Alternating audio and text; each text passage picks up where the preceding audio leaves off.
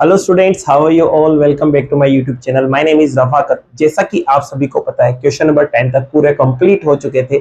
आज के इस वीडियो में लेने वाले हैं क्वेश्चन नंबर 11, जिसकी लैंग्वेज आप यहां देख सकते हैं। चलिए लैंग्वेज को समझते हैं, इसमें क्या लिखा हुआ है। जैसे कि आपको बच्चों एक रिलेशन है, उसको प्रूफ करना है। अब वो क्या प्रूफ करना है कि वो रिलेशन इक्विवेलेंस हो। अब इसके लिए इसने क्या कहा है, आपको एक सेट दे रखा है, और सेट जो है ना बच्चों किसका है, पॉइंट्स का। और ये पॉइंट्स कहाँ लिए गए हैं, प्लेन में। तो कोई एक प्लेन है, उसके अंदर जितने भी पॉइंट्स हैं उनका सेट आपको दिया है। अब इस सेट की हेल्प से एक रिलेशन बनाया गया। अब देखो रिलेशन बनाया गया है यहाँ पर बच्चों, यहाँ लिखा हुआ है P, क्यू। क्या लिखा हुआ है, P, क्यू लिखा हुआ है। ठीक है। अब P और Q के लिए क्या बोला गया है, तो P और Q के लिए बोला गया है distance of a point P from the origin is same as the distance of point Q from the origin। मतलब P और Q की जो डिस्टेंस है, कहां से, ओरिजिन से, वो क्या है, सेम है। ये आपको गिवन है और इसको आपको लाना है बच्चों। क्या लाना है कि ये जो है रिलेशन वो इक्विवेलेंस हो जाए। तो फर्स्ट ऑफ ऑल देखो, अपन यहाँ सबसे पहले रिलेशन को लिख लेते हैं। तो रिलेशन में देखिए आपके पास दे रखा है P, Q। अब देखो मैं यहाँ पर इसको अपनी लैंग्वेज में लिख देता हूं। यहाँ पर लिख देता हूं बच्चों में distance of P and Q from origin. Origin को आपको पता है किससे बताते हैं, O से। R इक्वल, ये आपको गिवन है। इसका मतलब शॉर्ट फॉर्म में मैं इसको और भी शॉर्ट फॉर्म में लिखना चाहता हूं, मैं ऐसे लिख सकता हूं कि P और Q का अगर रिलेशन है ना, तो वो तभी आएगा जब P की ओरिजिन से डिस्टेंस क्या कहलाएगी बच्चों, OP कहलाएगी। सीधी सी बात है, ये बराबर हो जाए Q की ओरिजिन से डिस्टेंस। ओरिजिन का मतलब O और Q की डिस्टेंस मतलब OQ हो जाएगा। OQ मतलब है ओरिजिन से Q की डिस्टेंस, और OP का मतलब है ओरिजिन की P से डिस्टेंस। ये आपको गिवन है। अब बच्चों आपको लाना है इक्विवेलेंस। तो इक्विवेलेंस में सबसे पहले आप चेक करते हैं रिफ्लेक्सिव को। रिफ्लेक्सिव का मतलब क्या है, खुद का खुद के रिलेशन के साथ रिलेशन। तो खुद का खुद के साथ रिलेशन आ जाए तो ये हो जाएगा रिफ्लेक्सिव। तो आपको पता है बच्चों, कोई भी डिस्टेंस हो, खुद की क्या होती है, इक्वल होती है ना। तो आप यहां पर कह सकते हैं we know that same distance are equal to themselves. ठीक है। कोई सी भी डिस्टेंस हो बच्चों, वो खुद के क्या होती है, इक्वल होती है। इसका मतलब मैं कह सकता हूं OP इक्वल होगा OP के। जब OP इक्वल OP होगा तो इसका मतलब कह सकता हूं OP का रिलेशन है, सॉरी, P का रिलेशन है किसके साथ, P के साथ। क्योंकि OP इक्वल OQ है तो इसका मतलब होता है P का Q के साथ रिलेशन। तो यहाँ OP इक्वल OP है, इसका मतलब P का P के साथ रिलेशन, और P का P के साथ रिलेशन है तो मैं कह सकता हूँ P, P बिलोंग करेगा R में। और जिस R में बिलोंग करा तो R बच्चों आपके पास क्या हो जाएगा, रिफ्लेक्सिव हो जाएगा। ठीक है। तो आपका रिफ्लेक्सिव हो गया। अब आपको दूसरी बात याद होगी यहाँ पर कि दूसरी बात आप क्या प्रूफ करते हैं, तो वो करते हैं आप सिमेट्रिक। क्या करते हैं बच्चों दूसरी बात में प्रूफ, सिमेट्रिक प्रूफ करते हैं। तो सिमेट्रिक में आपको पता है बच्चों, आप एक ऑर्डर पेड़ लेके चलते हो और उसका रिवर्स ऑर्डर पेड़ अगर प्रूफ कर देते हो तो वो सिमेट्रिक हो जाता है। तो यहाँ पर जैसे कि मैं मान लेता हूं कि जो P, Q है ना, वो बिलोंग कर रहे हैं किसमें, R में। अब जब ये बिलोंग करेंगे तो मैं कह सकता हूं कि P का रिलेशन है Q के साथ। अब P का रिलेशन Q के साथ है, तो जब रिलेशन होगा तो ये दोनों डिस्टेंस आपस में इक्वल हो जाएंगी। तो OP इक्वल हो जाएगा OQ के। अब इसको मैं थोड़ा सा डिस्टेंस को चेंज करके लिख सकता हूँ ना, जब OP इक्वल OQ है तो OQ इक्वल OP भी तो हो सकता है ना। तो OQ इक्वल OP में यहाँ लिख दूंगा। जैसे ही OQ और OP इक्वल आया, इसका मतलब ये है बच्चों कि Q का रिलेशन है P के साथ। जब Q का रिलेशन P के साथ है तो मैं कह सकता हूँ Q, P वो बिलोंग कर जाएगा बच्चों आपके किसके, रिलेशन R के अंदर बिलोंग कर जाएगा। जिसे रिलेशन R के अंदर बिलोंग किया ना, तो आप देख सकते हैं यहाँ पर PQ तो बिलोंग कर ही रहा था और इसका रिवर्स भी बिलोंग कर चुका है।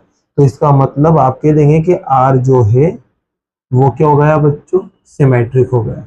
तो आप देख सकते हैं यहाँ पर रिफ्लेक्सिव भी हो चुका है, सिमेट्रिक भी हो चुका है। अब लेते हैं आप यहाँ पर किसको, ट्रांजिटिव को। तो ट्रांजिटिव में आपको पता है बच्चों, आप दो ऑर्डर पेयर यहाँ एज्यूम करते हैं। तो फर्स्ट ऑफ ऑल जो फर्स्ट ऑर्डर पेयर आप एज्यूम करेंगे वो है P, Q belongs to R। ठीक है। दूसरा एक और ऑर्डर पेरियर ले लेते हैं अपन यहाँ पर, लेकिन इस तरह से लेना है जहां ये खत्म हो रहा है ना वहां से शुरू करना है। तो क्यू से शुरू कर दिया, अब ये डिफरेंट टाइप का होना चाहिए आगे जाके, तो इसके साथ मैं एस ले लेता हूँ और ये भी बिलोंग कर रहा है आर में। अब बच्चों इसका मतलब है कि पी और क्यू का रिलेशन है, और पी और क्यू का रिलेशन है तो इसका मतलब पी की ओरिजिन से डिस्टेंस और क्यू की ओरिजिन से डिस्टेंस इक्वल होंगी। और यहाँ पर बच्चों क्या होगा, क्यू की ओरिजिन से डिस्टेंस और एस की ओरिजिन से डिस्टेंस ये भी इक्वल होंगी। ये पहला इक्वेशन मान लेते हैं और ये दूसरा इक्वेशन आप मान लेते हैं। अब जब पहली और दूसरी इक्वेशन को आप मिलाएंगे तो मिलाने पे देखो क्या होता है, यहाँ लिखता हूं मैं, आप देख सकते हैं इसमें भी OQ आ रहा है, इसमें भी OQ आ रहा है, तो जो बचे हुए हैं वो आपस में इक्वल हो जाएंगे, तो OP इक्वल हो जाएगा OS के। सीधी सी बात है, OP इक्वल OS हो गया, इसका मतलब कह सकते हैं P का रिलेशन है H के साथ, और P का रिलेशन H के साथ है तो कह सकते हैं कि P और S बिलोंग करेंगे रिलेशन R के अंदर। अब आप देख सकते हैं बच्चों P का Q के साथ रिलेशन है और Q का S के साथ है, तो आप ट्रांजिटिव में क्या करते हैं, P और S का रिलेशन निकालते हैं ना, तो P और S का रिलेशन भी आ चुका है। इसका मतलब आपकी जो R है वो क्या हो चुका है बच्चों, ट्रांजिटिव हो चुका है। तो लिख देना R इज ट्रांजिटिव। जैसे R ट्रांजिटिव हुआ तो इक्विवेलेंस तो अब इजीली होना ही है। तो यार पहले तो लास्ट में आप लाइन लिखना, hence R is reflexive comma symmetric and transitive. ठीक है, ये सब कुछ है। So R is an equivalence. ठीक है, ये आपका क्या हो गया बच्चों, काम हो चुका है। तो ये फर्स्ट पार्ट आपका देखो यहाँ कंप्लीट हुआ यहां तक का। अब देखो एक और पार्ट आपको प्रूफ करने के लिए बोला है, अब वो क्या है, चलो उसको समझते हैं। इसमें लिखा हुआ है show that all points related two point P। अब पॉइंट P से रिलेटेड आपको सारे पॉइंट को शो करना है। कैसे शो करना है चलो बताते हैं। अब पहले तो उसने कहा कि P जो है ना वो 0,0 नहीं होना चाहिए, इसका मतलब P ओरिजिन नहीं होना चाहिए। Is the circle passing through P with origin as a centre, मतलब ओरिजिन को सेंटर लेना है, और ओरिजिन को सेंटर लेने के बाद आपको यहां पर क्या करना है, सर्किल पर एक पॉइंट लेना है जिसका नाम है पॉइंट P। अब इस पॉइंट P से रिलेटेड आपको सारे पॉइंट लेना है। तो बच्चों P से रिलेटेड सारे पॉइंट कैसे लेंगे आप, तो देखो समझते हैं। सबसे पहले तो देखो यहाँ पर एक अपन सर्किल बनाते हैं। सर्किल भी ऐसा बनाना है जो ओरिजिन से पास होता है, तो ये मान लेते हैं ओरिजिन है। ठीक है बच्चों, अब यहां पर आप एक सर्किल बनाते हैं, ये लो सर्किल बना लिया मैंने, और इस सर्किल पर मैंने यहाँ एक पॉइंट ले लिया P, क्योंकि P ओरिजिन पे नहीं होना चाहिए। अब ये ओरिजिन ये है तो इसको ओरिजिन मान लेता हूं मैं। अब देखिए बच्चों यहाँ पर आपको पता है ये सेंटर है और ये सरकमफेरेंस है। सेंटर और सरकमफेरेंस के बीच की डिस्टेंस रेडियस होती है जिसे बोलते हैं आप R। अब इस R को चाहे तो आप R लिखो या कोई सा भी दूसरा लेटर आप यहाँ दे सकते हैं। तो अब आपको इस पॉइंट से रिलेटेड सारे पॉइंट बताना है। तो बच्चों इस पॉइंट P से रिलेटेड सारे पॉइंट कैसे ले, तो रिलेटेड का मतलब देखो यहाँ रिलेशन के ऊपर आएंगे, और रिलेशन कहता है कि डिस्टेंस सेम होना चाहिए। तो कहने का मतलब इस पॉइंट की ओरिजिन से जो डिस्टेंस है ना, बाकी सभी पॉइंट की भी क्या ओरिजिन से डिस्टेंस सेम रहे, तो वही पॉइंट इससे क्या करेंगे, रिलेट करेंगे। तो यहाँ पर अपन कह सकते हैं बच्चों यहाँ कौन कौन से पॉइंट रिलेट करेंगे, तो यहाँ पर सिर्फ वही पॉइंट रिलेट करेंगे जिनकी ओरिजिन से डिस्टेंस क्या हो, सेम हो, और सेम कितनी हो, जितनी ओरिजिन की पॉइंट P से डिस्टेंस थी। तो यहाँ पर बच्चों आप कह सकते हैं ये लिखेंगे all points that relate two point P are have same distance as have point P। ठीक है, तो ये आपके पास सारे पॉइंट आ जाएंगे। ठीक है, इसी के साथ आपका क्या हुआ, ये क्वेश्चन नंबर 11 कंप्लीट होता है। अब लेते हैं बच्चों नेक्स्ट क्वेश्चन को। जैसा कि बच्चों क्वेश्चन नंबर 12 आप यहाँ देख सकते हैं। क्वेश्चन नंबर 12 में देखिए सबसे पहले सेट गिवन है, और सेट में आपके पास सभी ट्राइंगल्स आ रहे हैं। अब इस ट्राइंगल से एक रिलेशन बनाया गया है, यहाँ पे लिखा हुआ है T1, T2 such that T1 is similar to T2। मतलब यहाँ पर रिलेशन क्या है, दो ट्राइंगल्स आपस में सिमिलर है। और आपको प्रूफ करना है कि ये क्या है, इक्विवेलेंस रिलेशन है। तो देखिए बच्चों, सबसे पहले यहाँ आप लिख लेते हैं रिलेशन को, और रिलेशन में आपको दे रखा है T1, T2 such that T1 is similar to T2, ये आपको गिवन है। चलो इसको बच्चों और छोटी लैंग्वेज में लिखते हैं। T1 का रिलेशन अगर T2 के साथ है तो ये क्या होंगे, आपस में एक दूसरे के सिमिलर हो जाएंगे। ये सिमिलर का साइन होता है। अब आपको पता है ट्राइंगल या कोई से भी पॉलीगन सिमिलर कब होते हैं, जब उनकी करस्पॉन्डिंग साइड्स का रेशियो इक्वल होता है तो वो सिमिलर हो जाते हैं। तो बच्चों यहाँ पर ये आपको रिलेशन गिवन है और इसको इक्विवेलेंस लाना है तो सबसे पहले आपको चेक करना पड़ेगा यहाँ पर रिफ्लेक्सिव। ठीक है, अब रिफ्लेक्सिव का मतलब क्या है, खुद का खुद के साथ रिलेशन। तो यहाँ पर बच्चों अपन जानते हैं जो सेम फिगर्स होती है ना वो आपस में क्या होती है, सिमिलर होती है। तो same figures are similar to each other. आपको पता है ये बात कि सेम फिगर्स जो है वो एक दूसरे के सिमिलर होती है। जब सेम फिगर एक दूसरे के सिमिलर होंगी तो मैं कह सकता हूं कि T1 जो है वो सिमिलर होंगी किसके बच्चों, T2 के, सॉरी खुद के। तो T1 सिमिलर होगी T1 के ही, क्योंकि एक दूसरे के सिमिलर होती है ना, तो T1 सिमिलर होगी T1 के। जब ये दोनों सिमिलर है तो इसका मतलब इन दोनों में रिलेशन होगा बच्चों। तो कह सकते हैं T1 का रिलेशन T1 के साथ है, और रिलेशन है तो बच्चों में कह दूंगा T1, बिलोंग करेगा R में।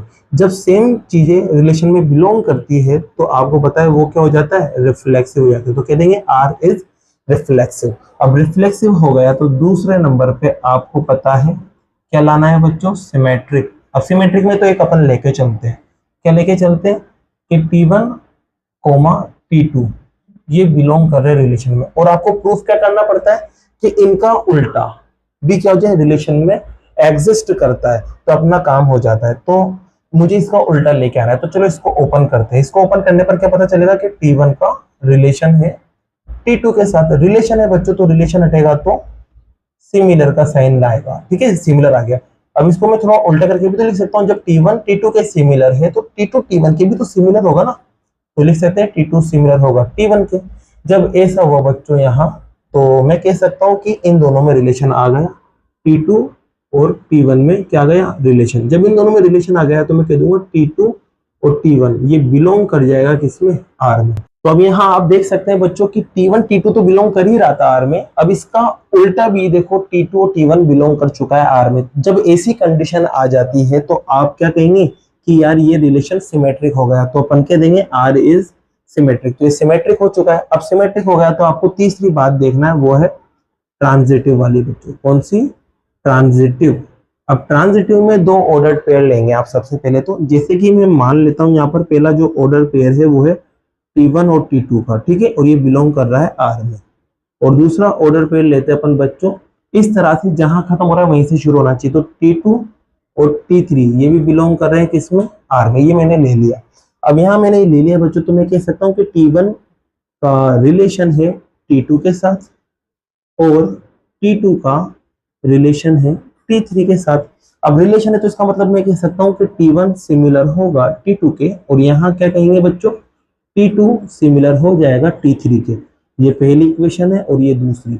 अब आप देख सकते हैं यहाँ पर इन दोनों इक्वेशन की मदद से, पहली और दूसरी इक्वेशन की मदद से आप क्या कहेंगे कि T1 और T3 भी सिमिलर है बच्चों। तो T1 सिमिलर है T3 के। जब T1 सिमिलर है T3 के तो T1 का रिलेशन T3 के साथ होगा, और T1 का रिलेशन T3 के साथ है तो T1 और T3 बिलोंग करेंगे रिलेशन R में। और जैसे बिलोंग कर गए, अब आपको लाना क्या होता है, जैसे कि T1 का T2 के साथ रिलेशन और T2 का T3 के साथ, तो T1 और T3 का भी रिलेशन होना चाहिए। तो T1 T3 का लाना होता है। तो यहाँ देख सकते हैं T1 T3 का रिलेशन आ गया, इसका मतलब R जो है वो आपके पास क्या हो जाएगा बच्चों, ट्रांजिटिव। तो लिख देंगे R इज ट्रांजिटिव। ये हो गया। अब ट्रांजिटिव हो गया तो लास्ट में बस आप लाइन लिख देना, hence R is reflexive, symmetric and transitive. So R is an equivalence relation। ठीक है, ये आपका काम हो चुका है, आधा काम हो चुका है। अब देखो एक काम करने के लिए और बोला है आपसे, कहा है कि आपको 3 ट्राइंगल कंसीडर करना है जिसका नाम T1 है, T2 है और T3 है। अब इनकी जो साइड्स का मेजरमेंट है कितना है, 3 4 5 5 12 13 और 6 8 10, ये आपका मेजरमेंट दे रखा है। चलिए देखो बच्चों, मैं ट्राइंगल बना लेता हूँ। ये मैंने एक ट्राइंगल बनाया जिसके नेम है T1 और दूसरा ट्राइंगल मैंने बनाया है यहाँ पर T2। ये राइट एंगल ट्राइंगल है बच्चों, बुक में लिखा हुआ है, यहाँ मैंने लिखने में मिसप्रिंट कर दी थोड़ी सी, तो आपको ध्यान रखना है राइट एंगल ट्राइंगल है। ये मैंने 3 ट्राइंगल यहाँ बना लिए T3। इनका चलो मेजरमेंट लिखते हैं। सबसे पहले का है 3 4 5, तो 3 4 5। अगला वाला है बच्चों 5 12 13, फिर अगला वाला है 6 8 और 10। अब आपसे देखो इन तीनों ट्राइंगल्स के लिए क्या कहा है, देखो यहाँ पढ़ सकते हैं आप, which triangles among T1 T2 and T3 are related. मतलब इन तीनों ट्राइंगल्स में से कौन से दो ट्राइंगल्स एक दूसरे से रिलेट करते हैं, ये आपको बताना है। अब रिलेट कब करेंगे, जब इस रिलेशन को फॉलो करेंगे। और रिलेशन कहता है बच्चों कि दोनों ट्राइंगल सिमिलर हो जाए। अब सिमिलर कैसे लाए, साइड्स के अकॉर्डिंग। तो ये साइड्स की मेजरमेंट के अकॉर्डिंग आपको कुछ भी नहीं करना, साइड्स का रेशियो ले लेना है। अब देखो बच्चों, सबसे पहले मैं यहाँ इन दोनों की बात करता हूँ। तो जैसे कि यहाँ पर देखो साइड क्या है 3 और वहां पर साइड क्या है 5, तो 3/5 कर लिया मैंने। और फिर ऐसे यहाँ पर कितना है 4 और यहाँ पर कितना है 12। देखो कट जाएगा, तो ये 1 टाइम और ये 3 टाइम। अब आप देख सकते हैं कि रेशियो इक्वल आ रहा है। आप कहोगे सर रेशियो इक्वल नहीं आ रहा है, तो मतलब ये दोनों तो सिमिलर पॉसिबल ही नहीं है, तो ये दोनों सिमिलर नहीं है। चलो अब बात करते हैं अगले दो ट्राइंगल्स की। अब लेते हैं इसके साथ इसको। तो देखो यहाँ पर 3 और 6 का रेशियो लेता हूँ, तो 3/6 कट होने पर आपको पता है 1/2 बनता है। अब 4 को 8 के साथ लेंगे तो 4/8, तो ये भी कट होने पर 1/2 बनता है। और 5 को आप लेंगे किसके साथ, 10 के साथ, तो यहाँ पर भी क्या बनता है 1/2। तो आपको पता चला बच्चों, यहाँ पर भी 1/2 है, यहाँ पर भी 1/2, यहाँ पर भी 1/2, तीनों ही आपस में क्या है इक्वल है। जब तीनों आपस में इक्वल है तो रेशियोज इक्वल आ चुका है दोनों ट्राइंगल्स का, वो है 1/2 1/2 1/2। इसका मतलब आपको यहाँ पर किस किस में रिलेशन दिखेगा, तो आपको रिलेशन दिखेगा यहाँ पर T1 का रिलेशन रहेगा। यू कह सकते हैं कि T1 सिमिलर है T3 के। जब T1 T3 सिमिलर है तो आप कह देंगे T1 is related to T3। तो आपको ये बताना था कि इन तीनों में से कौन रिलेट करेंगे, तो इन तीनों में T1 और T3 रिलेट करेगा। ठीक है, तो ये क्वेश्चन नंबर आपका 12 भी क्या होता है, कंप्लीट होता है। अब बाकी के जो क्वेश्चंस है बच्चों वो नेक्स्ट वीडियो में करते हैं। अगर वीडियो पसंद आई और ये क्वेश्चंस आपको समझ आए हो तो वीडियो को लाइक कीजिए, चैनल को सब्सक्राइब कीजिए। Thank you so much.